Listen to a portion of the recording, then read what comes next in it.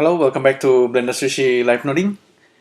In this video, I'm going to do something that's a little bit simpler than previous video. So this is going to be touching a little bit of Python and also some basic of noding, but I will be kind of hacking the extra object mesh in Blender.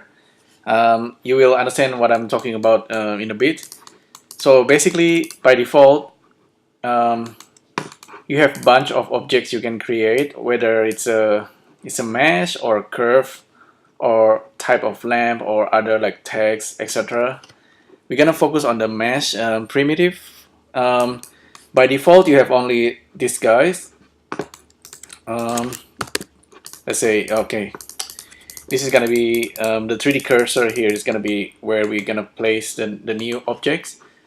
By default, you have plane, of course, and then you have cube, and you have circle, and with circle you have options such as the number of vertices and radius. That's kind of a once-off thing. You also have like a UV sphere, all those, and they're like they're all just like a once-off. You create them, and then you make adjustment. Like this torus, you can make adjustment on the position, and then the segment, how many segment you want. And by default, when you're creating primitive objects, it's also running this Python script in the background. You don't actually need to know that, but you will see here it's for a torus, it's a bpy.ops.mesh.primitive torus add with all these what do they call it, arguments like rotation, layers. It's gonna place it on layer number 1, and then blah blah blah, and then locations, and then major, etc. All kind of attributes for that single torus. And you actually have a lot more objects. If you go to File, Preferences, and find Extra Objects, and turn that on, and you have a lot more objects you can create. So now if you Shift A and then check under the mesh, you have a lot more, like math function, single vertex, round cube, pipe joints, gears, etc. like twisted torus, even, and extra like teapot, honeycomb, all kind of stuff. Stars. I'll show it to you. Like twisted torus looks like that, and then you have also in the panel here, it's a once-off thing. You can adjust the major radius, minor radius, the segment, the number of segment, and like things like that. That's kind of cool. And the twist, etc., etc. And then if you actually look again up there, you will see there's this command. This is the Python, Blender Python ops, it's operations, BPY ops mesh primitive twisted torus add blah blah blah. So that's the commands you can use like multiple times, and you can actually run these commands multiple times using if you wanna like a bunch of these objects with all kind of different radius, minor radius, segments. You can actually do that a couple of times using Python. So I will do that. I'm not programmers, but I know the basics, and I will show it to you. If you're not if you don't have programming background, you don't have, you will see just kind of like a way of to think of these operations. And I will also use animation nodes to kind of hack this extra objects mesh creations. So you can compare between coding and noding, and they both have pros and cons. So what I'm talking about was, let's say we are creating like gear. Gear is the most actually the most kind of feasible So you have this gear being created, and there is no preset here. You have like a number of teeth, okay, 3, 4, 5, and you can have as many. This is one object. If you want to create another one, place the 3D cursor somewhere else, and I will create mesh gears and create a gear again, and we control the number of teeth and control the radius, the width, the base, all sort of things, including like the addendum, all kind of attributes. We don't worry about the bottom. It basically, the command has a lot of parameters or arguments you can provide, and if you are using the Python console in Blender, you'll find this is Python console, so it looks like this is it's like a command line thing. I'll save this real quick. This is like a extra object hacking. So if you want to create another gear and you don't want to go through the menu, you can just copy this and paste it. It's actually just creating all. It's probably selecting more than we need. We only want the gear, so I'll copy that, paste it, and BPY object, number of teeth, radius, base. Yeah, we can use that. Maybe we want to make like gear with 8 teeth. Enter and then have a look. There we go. That's our gear with only 8 teeth. Make another one. We can type in maybe 12. Now it's another gear. So with 12 teeth. You can do that many times, but as you can see, even so, you can use Shift A and then select from here and then select the gears and then change the parameters, or you can just type it in like that. Or another way is to use like a more like Python scripting. This is actually a good way to practice Python from the very basics. You're simply running the commands, and you can use loop to make a multiple objects. So let's delete everything again. We know that our command, I'll paste it there. We have more than we need. Okay, so this thing is to generate gear, and we can adjust the parameters here. Let's keep it simple for now. BPY object. So we can say we can just do that and then run the script, and it's actually failed. Name BPY is not defined. Okay, we actually need to import the BPY module. BPY is the Blender Python module. Now it should work. Run script, and now we have our gear. This have only 8 teeth. Let's place the 3D cursor somewhere else. We can now change this to 12. Run it again. We have 12. If you want to make, maybe you want to have like 4 gears all with this different number, you can do that. Run it. It's gonna run all these commands all at the same time, and then now all the gears is on top of each other. Now you can see 4 gears. They are specific based on these parameters. So that's probably like the very basics in using like a Python programming. You are only running a commands, and these commands is actually it's created by someone else, by another artist or developers.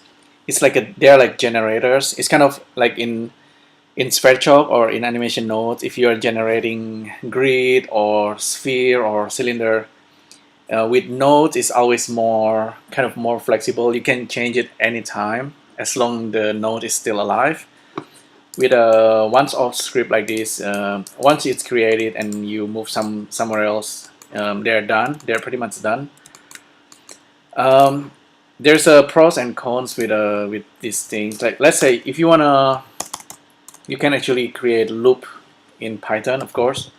In any programming language, you can do loop. Just like in noding, you're creating loop, and if you want to do multiple things, you can use loops. So for example, we want to say, okay, for I in range 10, oh, maybe I in range 6 to 12, run this command, and then instead of and then put the I as a variable here. If I ran this, it's gonna generate a number of gear based on this range 6 to 12. It's gonna create gear with a number 6, 7, 8, 9 until 12. Let's run it. You see we have a bunch of gear, and then there should be between 6 and 12. 1, 2, 3, 4, 5, 6. Yeah. So that's kind of a loop. And with a code, if you're really fluent with Python and you understand programming really well, you can type the code really fast, and you can generate things like super fast. And normally, because it's super fast, sometimes you have everything inside your head that I think really good programmers just can do it. Kind of like speaking code. For non-programmers, this is gonna be so alien. You can also, let's say, instead of maybe you wanna make a 10 gear, but a number of, maybe you wanna 12. You wanna gear with a 12 teeth, and you want to do it 10 times. You can do it like this. Let me put it here and run the script. Once again, it generates some bunch of gear, but it's 10 of gear, and each one of them has 12 teeth. You can also do it in a random kind of way, so random numbers. So let's say our task is create like a random number of gear, and maybe create 20 gears, and there should be a random number between 6 and 20. For that, you need to use something like random. You need random module, import random as random. It's gonna be the module called random, and then we can say random,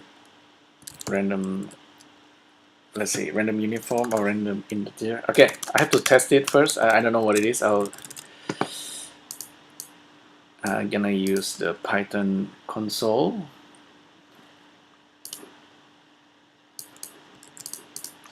So import random as random. So this is the functions. If we run it, random, we can have like a random number. So that's a random number between 0 and something else. But random module also comes with other kind of functions. We can use like random uniform, random int. Let's try random int. It needs a position number. Let's see. So this one actually kind of giving random number. This is actually what we need for our gear. If we want to give it a random number between 6 and 20, so we can use this. So every time it's being called, it's gonna generate random number. So we can just put it in there, and then so this is gonna run for 20 times. Let's have a look. Run it again. So now it's generating random gear for 20 times, and the gear teeth is between 6 and 20. So all kind of there are all kind of like a concept here, like looping and random numbers. You probably already see me doing it in other live noding video.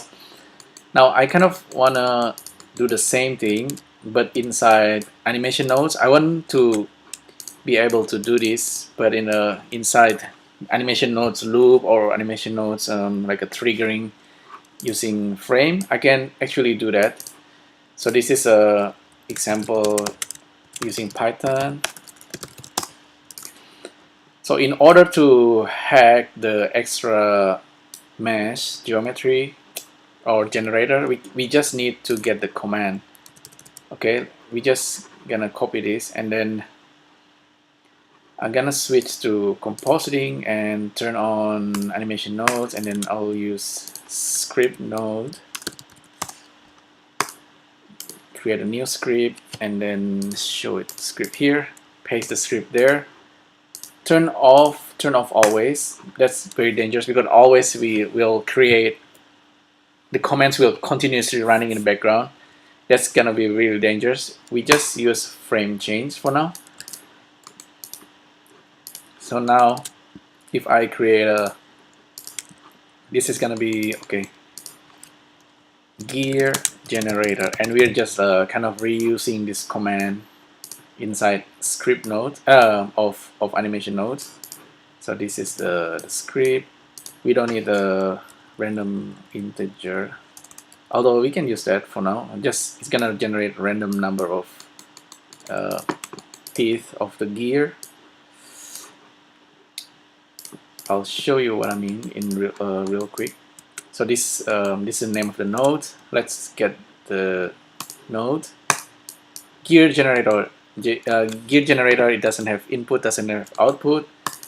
Now I just gonna update the frame using the arrow keys, left and right. The name random is not defined. Okay, we need to import random apparently as random, because we are using these random functions inside the primitive gear functions. This guy give random number of create gear with random number of teeth between 6 and 20. Okay, now I will just update it. Now we kind of generating gear with a different number of teeth, and we can continuously doing that, and it's really fast. You know, this is what I mean by hacking the extra mesh objects. You can do this to any kind of mesh that Blender provide. As long as you know the commands, you can rerun it using this technique.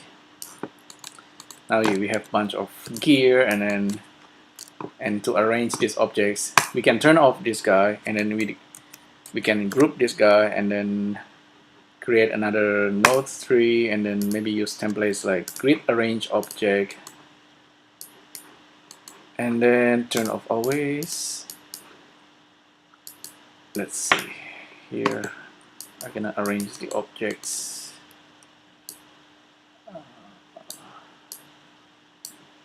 We need the object list.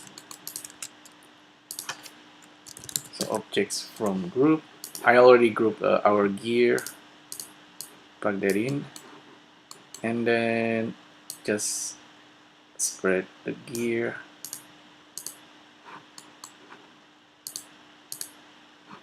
There you go. More or less, they're well arranged. You know. Yay! So we have like a kind of like a generator. The generator function is outside of animation nodes. You can do this using SphereChalk as well. But and then these gears are not live. They're, you can of course recreate the gear. You just maybe grab the functions and then put it inside animation nodes or SphereChalk and recreate it as a node inside animation nodes or SphereChalk. I probably gonna do that if I have time. I just kind of like translating that generator. It's pretty easy. Maybe it's a good exercise if you have time, but it's not really necessary. If you can kind of already do that inside animation nodes like this. So currently it's like generating random number from within the code itself. But really, if you want it, you can do this using animation node. So this number may be like a random integer number. So if we switch back to the other setup, we can say create a new input, and this is called integer, and then this is going to be number of teeth input. Okay, it's it's a variable with name number of teeth input, and we can copy this and paste it here, and we know that it's gonna, the type is integer. So say it's create one with number with 8 number of 8 gears. I will activate this again, frame change. So whenever I tap the arrow, it's gonna generate a gear. Okay, so that's not, again, is another gear generator. Instead of Shift A and then having to go here and then go there and then type and then select the gear and then keeps changing the number of gear, you can recreate that using animation nodes and using this technique. You know, very basic, very easy to do. And if you want to randomize the radius, for example, the radius here, we can create new input, and this is going to be a type of float because it's a fraction number here. Let's say the float should be like you can say 3 and then update it again. Actually, we need to type in radius input, copy here and paste it in here. Now if we are generating gear, okay, now it's with a radius of 3.72. so make this smaller, generate it again and generate again. It's really that simple. Let's say we want to randomize the number of teeth input. We can do that really easily. Use random number, and then let's say the gears teeth should be between 8 and 24, for example. And the seed is the like a random number we can provide for the seed. We're gonna use the frame once again, and then plug in the number into number of teeth. And then now whenever I put a placement, the 3D cursor somewhere, and then tap arrow key, every time it generates new gear with a random number of teeth. You see, very cool. Yeah, so that's a kind of a really neat way you can hack these functions. The base and the width, we can also randomize all these. So all kind of parameter that we can change, we can really just provide the number. So let's say for the base, we give it a base input, which is going to be float. So base input, and have another one for the width, float width input, copy and paste it there. And now let's really randomize this thing. So random number for the radius, maybe between 2 and 6. Paste, put it there, and seed, plug into frame. And then for the base, we're gonna do the same.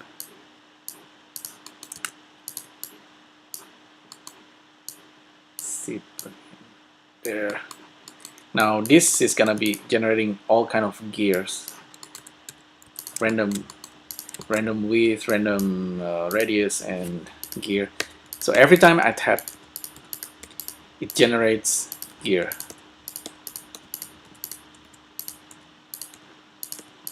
See, that's really cool. This one is a bit funky. Wonder why. Maybe this number shouldn't be that big. Maybe this is between 0.5 0.5 and 2 maybe. Let's try again. Okay, that's the width.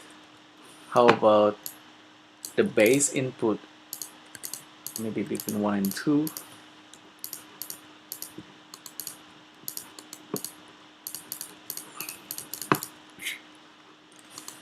If you really want,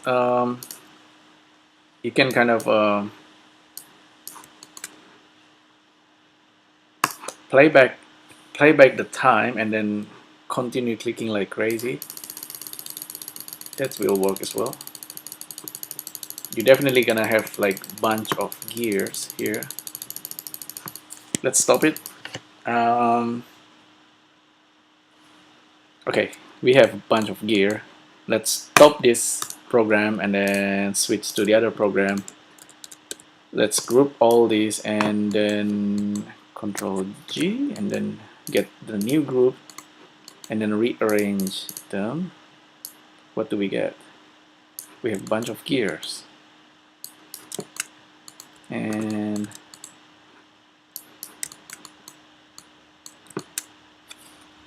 I think the width, let me check with this mesh, gears, gear, and then have a look in the panel. Let's use Q and then, actually no, don't do that. Number of teeth, radius, width. So that's the width, this is the base. The radius.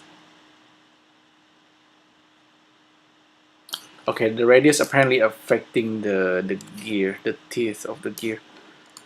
So, well, I guess that doesn't matter too much. With what we have here, you can of course kind of like do fancy thing like rotating them. Let's say rotation, float. Okay, combine, Euler.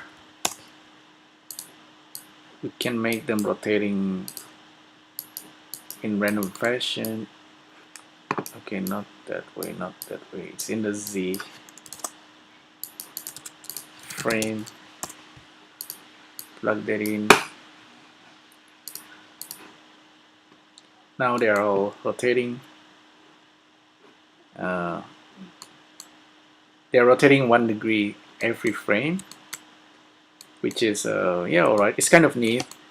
If you're really keen with this technique, you can also rotate them. Maybe for the larger gear, it's gonna move slower, and smaller gear is gonna move faster. I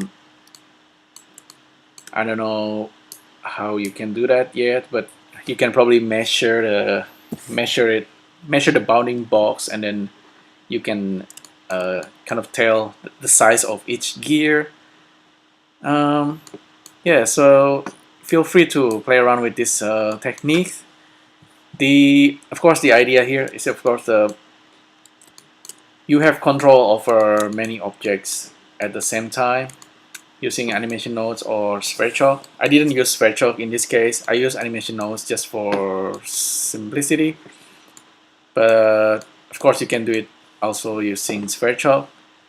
There you go. You can, if you look at the mesh and then check other extra objects like the diamond here, you can of course just grab the function that creates a diamond.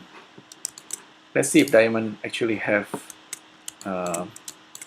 options, segments. It does have options like radius, table, crown, pavilion, all those kind of parameters you can use. And you can make changes inside animation nodes, and you can kind of hack it and generate a bunch of them. If you really need it, if you really want it, you can do it. So there you go. That's how you can hack extra objects using animation nodes. Or if you're keen, you can also just use Python, of course. And Python Python coding, whether you're using Python coding or using noding, using like animation nodes or Squareshop, they're both kind of equally powerful, and you can, of course, eventually it's a better if you understand both. But I'm more like a noding kind of guy, so I use nodes more often because it's easier for my brain, and because with noding, the scripting is used when needed, and you can kind of store it inside a node, and it's kind of easier to think of it that way. But it's totally up to you. Maybe programmers will rather use scripting. Anyway, that's pretty much what I want to talk about. Hopefully this is useful for you. Leave a comment if you have any questions, and I'll try to answer it as fast as I can.